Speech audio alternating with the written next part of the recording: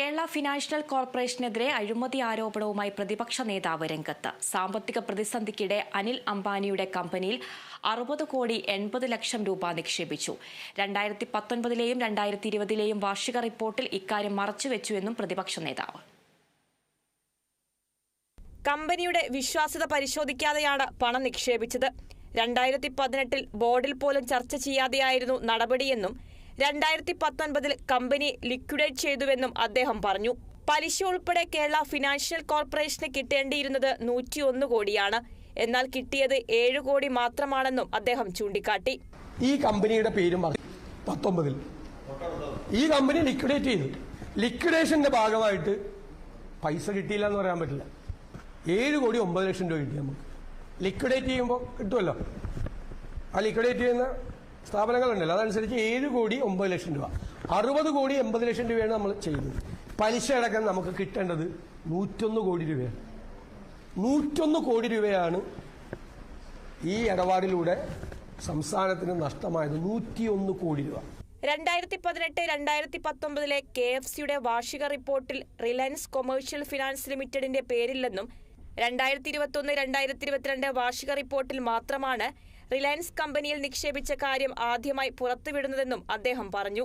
RCFLുമായി ബന്ധപ്പെട്ട കരാർ രേഖകൾ സർക്കാർ പുറത്തുവിടണമെന്നും പ്രതിപക്ഷ നേതാവ് ആവശ്യപ്പെട്ടു. 2015 മുതൽ ഈ 18 കാലഘട്ടം വരെ അനിൽ അംബാനിയുടെ വ്യവസായ സംരംഭങ്ങളെല്ലാം അതീവ ഗുരുതരമായ സാമ്പത്തിക പ്രതിസന്ധിയിലൂടെ കടന്നുപോകുന്ന സമയമാണ്. 60 കോടി 80 ലക്ഷം രൂപ നിക്ഷേപിച്ചു.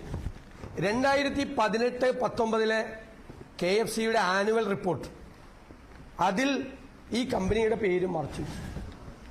2019-20 ആനുവൽ റിപ്പോർട്ടിലും ഈ കമ്പനിയുടെ പേര് മറച്ചു വെച്ചു. പിന്നീട് വരുന്നത് 2020-21 റിപ്പോർട്ടിലാണ് ഇൻവെസ്റ്റ്മെന്റ് ഇൻ NCD RCFL എന്ന് വരുന്നത്. 60 കോടി 80 ലക്ഷം രൂപയാണ് നമ്മൾ ചെയ്തത്. പലിശ അടക്കം നമുക്ക് കിട്ടേണ്ടത് 101 കോടി രൂപയാണ്.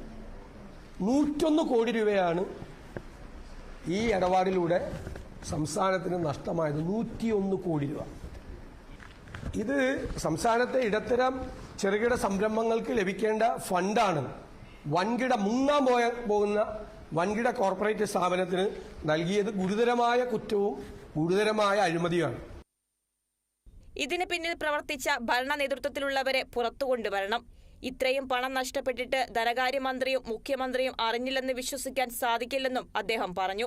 കമ്പനിയിൽ നിന്നും 2023-24 പണം തിരികെ കിട്ടുമെന്നാണ് സർക്കാരിന്റെ വാർഷിക റിപ്പോർട്ടിൽ പറഞ്ഞിരിക്കുന്നതെന്നും VD സതീശൻ ചൂണ്ടിക്കാണിച്ചു. Kerala vision news, Thiruvananthapuram.